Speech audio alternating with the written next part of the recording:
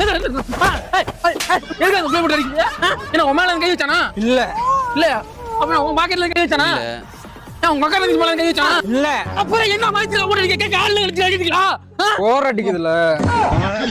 அடிச்சதுக்கு அப்புறம் தான் மனம் நிம்மதியா இருக்கு. ஏண்டா மன வலிக்கு மருந்தடிச்சு பாத்துருக்கேன்டா. இதனடா மனுஷனை போட்டு அடிக்கிறியா? நீ வேணா அடிச்சு பாரு. ஆமா மன நிம்மதியா இருக்கு. கூட்டாடா போ போ யாரா போடா கூட்டா. என்ன அண்ணனை கூட்டி வரஞ்சிட்டா அண்ணா குஞ்ச கூட்டிட்டு வரான். ஆத்தாடி